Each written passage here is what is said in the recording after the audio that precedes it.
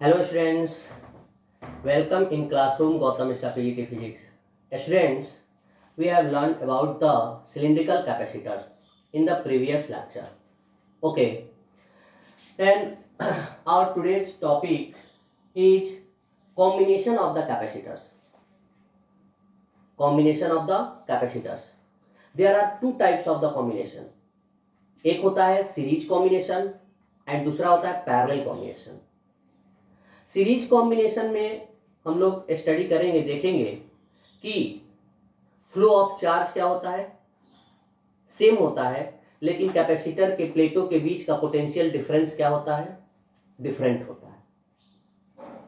ठीक, यानी कि सीरीज कॉम्बिनेशन जस्ट हम लोग ऐसे कह सकते हैं कि जैसे दो पाइप है और पाइप को इस पाइप को और इस पाइप को हम कनेक्ट कर दिए, तो जो फ्लो ऑफ लिक्विड था वो सेम अमाउंट में फ्लो होगा. ये हो गया आपका सीरीज कॉम्बिनेशन. ठीक, लेकिन पैरेलल कॉम्बिनेशन में यानी कि दोनों पाइप का लेंथ सेम है. ठीक, दोनों पाइप का क्या है, लेंथ सेम है, लेकिन एक का क्रॉस सेक्शनल एरिया ज्यादा है, एक का क्रॉस सेक्शनल एरिया कम है. यानी कि एक के पास चार्ज कम है और एक के पास चार्ज ज्यादा हो सकता है ऐसा, यानी कि डिफरेंट चार्ज हो सकते हैं. ठीक है, यानी कि चार्ज अगर यहां से आएगा, यहां से फ्लो ऑफ चार्ज आ रहा है और ये दोनों, फिर यहां पर दो कैपेसिटर है, तो इन दोनों में क्या हो जाएगा, वो डिवाइड हो जाएगा और फिर यहां पर ये मिल जाएंगे और फिर टोटल चार्ज चला जाएगा. यानी कि पैरेलल कॉम्बिनेशन में चार्ज का डिवीजन होता है, लेकिन हमने बताया जैसा पाइप से कंपैरिजन करके कि लेंथ सेम है, यानी कि पोटेंशियल डिफरेंस सेम है. ठीक है, तो ऐसे ही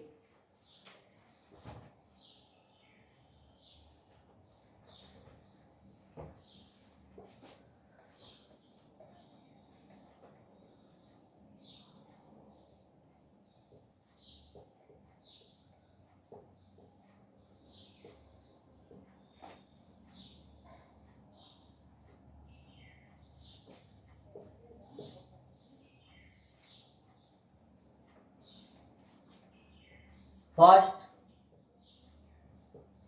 series combination.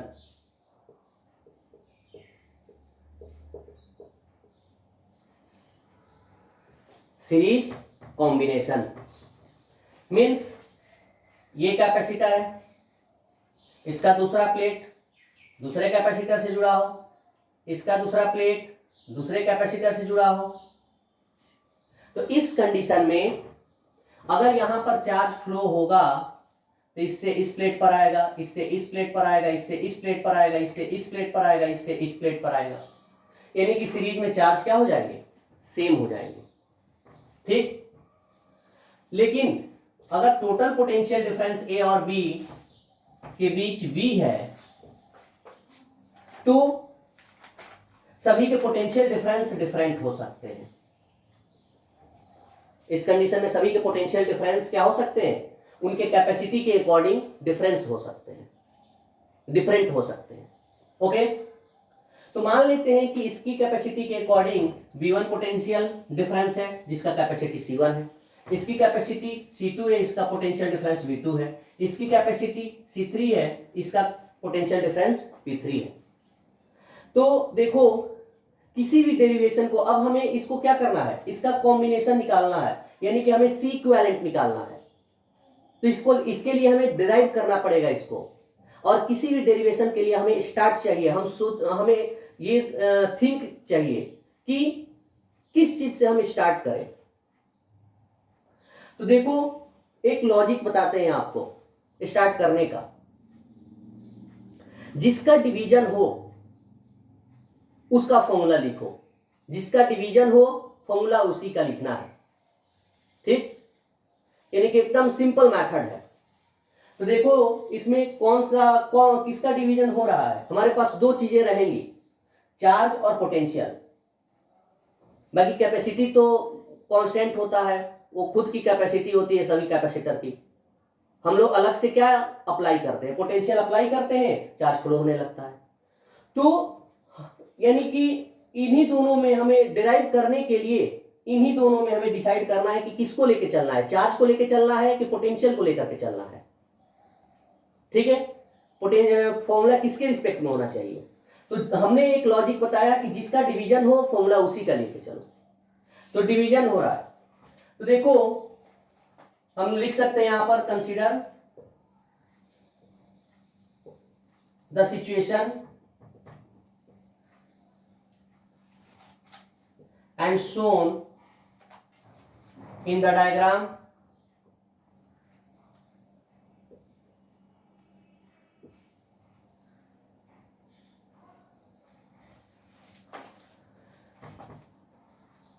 V is equal to total potential is equal to, ये जो टोटल पोटेंशियल दिया था वो डिवाइड हो गया। ठीक है, कुछ पोटेंशियल यहां पर स्टोर हो गया, कुछ बचा हुआ पोटेंशियल यहां पर, और जो लास्ट में बचा वो यहां पर, उसके बाद से पोटेंशियल यहां पर क्या हो गया, जीरो हो गया। सर्किट का ये रूल है कि लास्ट में उसका पोटेंशियल क्या हो जाना है, जीरो हो जाना है। तो V is equal to V1 plus V2 plus V3, अपने अपने कैपेसिटी के अकॉर्डिंग इन्होंने अपना पोटेंशियल ले लिया। अब देखो हमने यही बताया कि जिसका डिवीजन हो फॉर्मूला उसी से स्टार्ट करो, यानी कि हमने V को स्टार्ट किया तो टोटल पोटेंशियल डिस्ट्रीब्यूट हो गया 3 कैपेसिटर पर।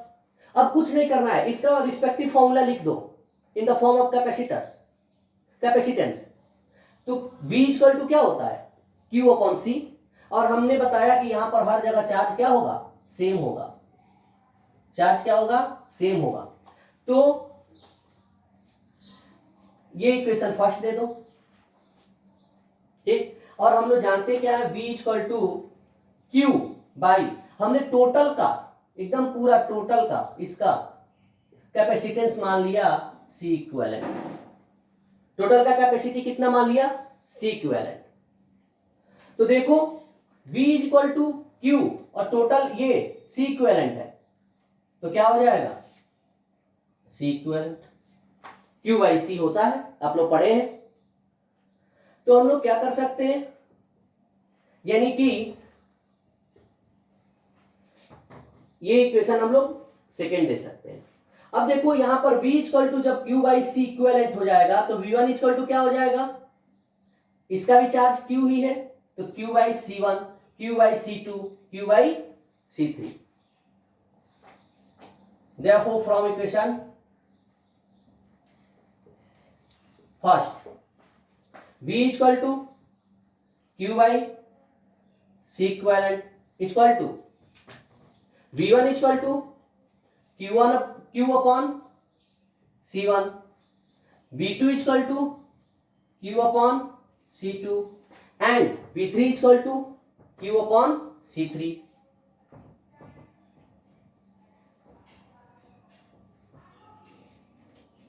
ओके, अब देखो यहां से हम लोग Q कॉमन लेकर के और इसको कैंसिल कर देंगे, बाकी आप लोग ये लिख लिए होंगे। तो 1 upon C equivalent equal to Q common लेकर के कैंसिल आउट हो जाएगा, तो 1 upon C1 plus 1 upon C2 plus 1 upon C3। ठीक,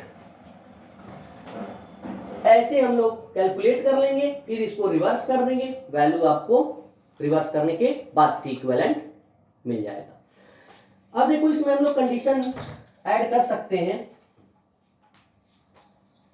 if C1 equal to C2 equal to C3 equal to C तीनों बराबर हो गया, तो 1 upon C equivalent equal to 1 upon C plus 1 upon C plus 1 upon C। Okay, अब देखो 1 upon C 1 upon C 1 upon C 3 बार है ना, 1 एलिफेंट 1 एलिफेंट 1 एलिफेंट 3 एलिफेंट, यानी कि 3 अपॉन C, यानी कि 1 अपॉन C इक्विवेलेंट। तो हम लोग क्या कर सकते हैं, इसके बाद इसको रिवर्स करेंगे, ये भी रिवर्स हो जाएगा, यानी कि C equivalent equal to C upon 3, यानी कि देखो C equivalent equal to C upon 3 आ गया। यहां पर हमने देखा कि सॉल्व करने के बाद से इसको रिवर्स करेंगे तब C इक्विवेलेंट आएगा। काफी स्टूडेंट्स ये मिस कर देते हैं और इसी को आंसर मान लेते हैं, ऐसा नहीं है। ध्यान रहिए, हमें सी इक्विवेलेंट फाइंड करना है, टोटल कैपेसिटी फाइंड करना है। अब देखो, जब टोटल की कैपेसिटी सेम हो गया तो सी इक्विवेलेंट कितना आ गया, सी अपॉन 3, पूरा मिला करके सी अपॉन 3। कब, जब इसका भी सी, इसका भी सी, इसका भी सी। लेकिन यही सोचो, ये 3 था तो सी अपॉन 3 हो गया, 4 होगा तो सी अपॉन 4 हो जाएगा, 5 कैपेसिटर्स होंगे कॉम्बिनेशन में, सी अपॉन 5 हो जाएगा। अगर n कैपेसिटर्स होंगे सीरीज में तो क्या हो जाएगा, सी अपॉन n हो जाएगा। It means that for n capacitors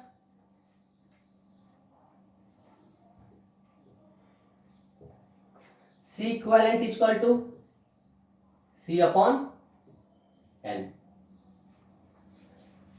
यानी कि इसको हम लोग क्या कहेंगे, C अपॉन n। ओके, तो हम लोग C equivalent is equal to C upon n find कर लिए। अब देखो,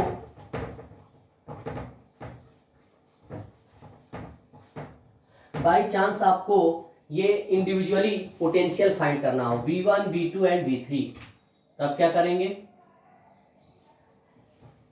V1 is to V2 is to, ये यहां पर स्टार दे दीजिए, V1 is to V2 is to V3 equal to क्या होता है, V1 इक्वल टू क्या होता है, Q upon C1, V2 equal to क्या होगा, Q upon C2, V3 equal to क्या होगा, Q अपॉन C3। लेकिन according to ratio and proportion हम जानते हैं Q Q Q, तो Q से डिवाइड कर देंगे, क्या आ जाएगा, 1 upon C1, 1 upon C2, 1 upon C3।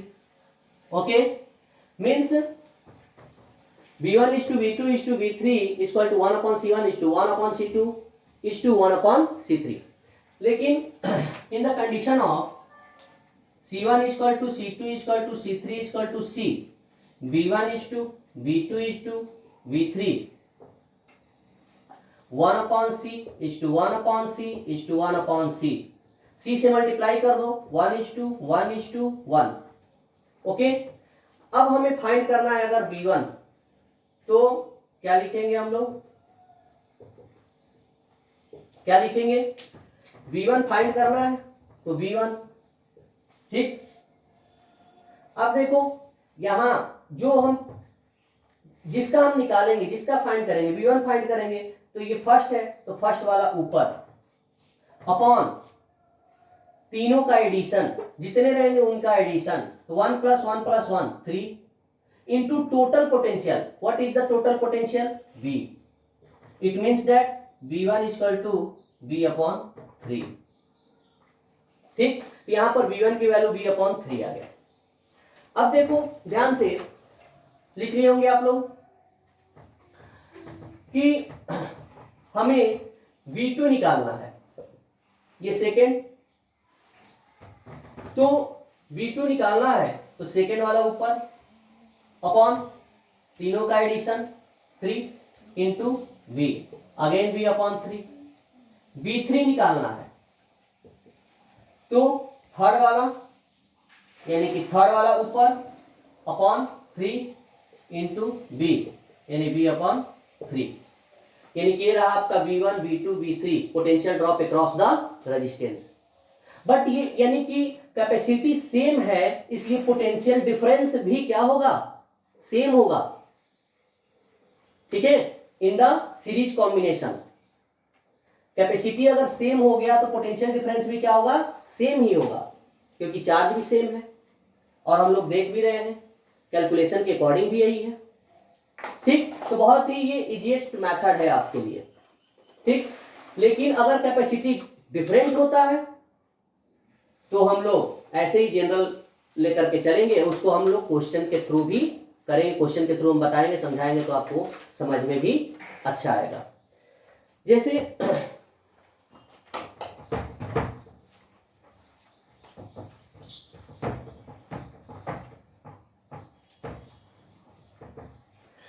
एक छोटा सा क्वेश्चन लेकर के ही चलते हैं। दो कैपेसिटर है, इस मेथड को समझने के लिए, ये सीरीज में है, ये 4 माइक्रोफैरड है, ठीक, और ये 6 माइक्रोफैरड। क्वेश्चन में पूछ दिया CAB एंड पोटेंशियल डिफरेंस यहां पर दे दिया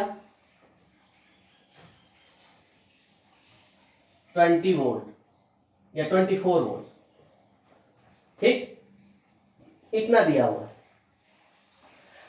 तो क्या पूछ दिया, देखो 24 वोल्ट है तो ये पोटेंशियल कुछ और स्टोर करेगा और ये कुछ और स्टोर करेगा, क्योंकि दोनों की कैपेसिटी क्या है, डिफरेंट है। तो हमने मान लिया ये V1 और हमने मान लिया यहां पर V2, और यही हमको फाइंड भी करना है, V1 एंड V2, यानी कि CAB फाइंड करना है। V1 मतलब potential stored by the 4 microfarad capacitor, V2 मतलब potential stored by the 6 microfarad capacitor. Okay, तो हम लोग कैसे करेंगे, तो देखो 1 upon CAB equal to 1 upon 4, दोनों माइक्रोफैरेड में है तो हम लोग माइक्रोफैरेड में सॉल्व इजीली कर सकते हैं। 1 अपॉन 4, 1 अपॉन 6 इक्वल टू क्या लेंगे, इसका एलसीएम 24, 6 एंड या 12 भी, एलसीएम तो 12 हो सकता था, ठीक है, यानी कि 12 भी ले सकते हैं और 24 भी हो सकता है, प्लस यहां पर क्या होगा 4, यानी कितना हो जाएगा 10 अपॉन 24, यानी कि 5 12, 5 अपॉन 12। ओके, यानी कि कैपेसिटी कितना आया CAB इक्वल टू, हम इसको क्या कर देंगे, रिवर्स कर देंगे, यानी कि 12 अपॉन 5, ये इसकी C इक्विवेलेंट आया। अगर हम डिवाइड कर दें यानी कि 2.4 माइक्रो फैरेड, ये कैपेसिटी आया, ठीक।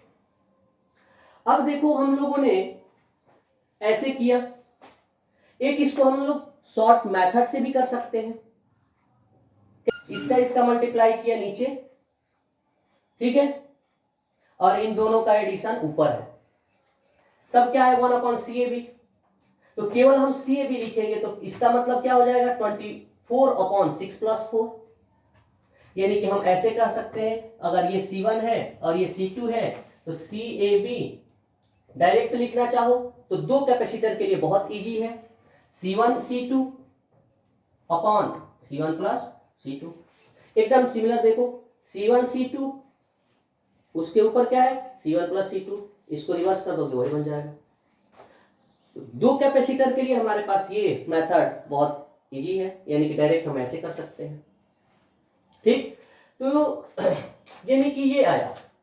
अब देखो हमें क्या निकालना है, V1 एंड V2, तो V1 एंड V2 हम लोग कैसे निकाल सकते हैं, तो हम लोग जो मेथड पढ़े हैं V1 is to V2 equal to 1 upon C1 is to 1 upon C2, तो 1 अपॉन C1 क्या है 1 अपॉन 4 इज टू 1 अपॉन 6। अब देखो वहां पर हमने बताया था तो ऐसा था कि दोनों की वैल्यू ही सेम था, लेकिन यहां पर क्या है डिफरेंट है, तो हम क्या करेंगे कि इसका एलसीएम लेंगे और एलसीएम लेकर के मल्टीप्लाई करेंगे। उस कंडीशन में क्या था, वैल्यू सेम होने से एलसीएम आसान हो जाता था, सेम होने से जो नीचे रहता था वही हम लोग एलसीएम ले लेते थे, ऊपर मल्टीप्लाई कर देते थे। लेकिन यहां पर क्या करना पड़ेगा, एलसीएम लेकर के मल्टीप्लाई करना पड़ेगा। तो देखो इसका एलसीएम क्या है 12, ठीक, तो इसका एलसीएम लेंगे 12 हो जाएगा, और 12 से ऊपर और ऊपर दोनों तरफ दोनों में मल्टीप्लाई कर देंगे, ये रेशियो एंड प्रोपोर्शन का रूल है।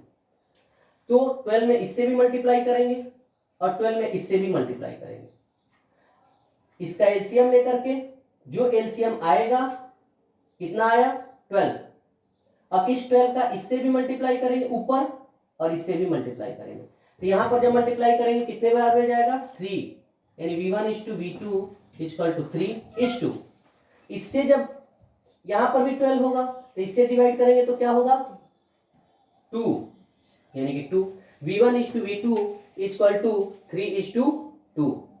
ओके, अब देखो निकालना कितना आसान, हमें V1 वैल्यू निकालनी है, तो V1 इक्वल टू हमने क्या सिखाया, जो ये निकालना है तो इसका फर्स्ट, जैसे इसमें ये फर्स्ट है तो इन दोनों में फर्स्ट ये होगा, इसको ऊपर अपॉन दोनों का addition 3 to 5 into total potential.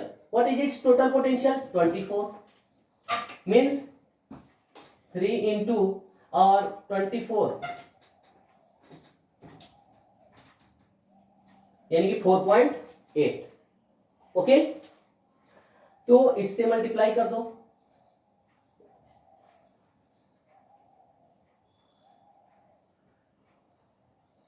यानी कि 144 यानी कि 14.4 V1 इतना वोल्ट आ गया. अब देखो V2 इक्वल टू ये 2 पर अपॉन दोनों का एडिशन 5 इंटू टोटल पोटेंशियल 24. ठीक, इसको डिवाइड करेंगे फिर से कितना आएगा 4.8 यानी कि V2 इक्वल टू 2 इंटू 4.8 इतना वोल्ट. ओके, तो इस तरह से हम लोग सीरीज कॉम्बिनेशन में सी इक्विवेलेंट निकाल सकते हैं. जो इजी मेथड था वो हमने बताया. ठीक है, बाकी आप प्रैक्टिस जब करते जाएंगे क्वेश्चन का तो आपको खुद ही पता चल जाएगा कि किस स्टेप पर कौन सा मेथड हमें अप्लाई करना है और कौन सा हमें इजी पड़ेगा. ठीक है, ओके स्टूडेंट्स, तो ये आप लोग करिए और पैरेलल कॉम्बिनेशन के जितने भी क्वेश्चन है वो आप लोग घर पे भी करिए. ठीक है, और इसके बाद से हम सीरीज कॉम्बिनेशन बताएंगे नेक्स्ट वीडियो में, और जब दोनों कंप्लीट हो जाएगा तो उस पर हम बहुत सारे इस पर डिपेंडेंट क्वेश्चन आपको बताएंगे, लगवाएंगे.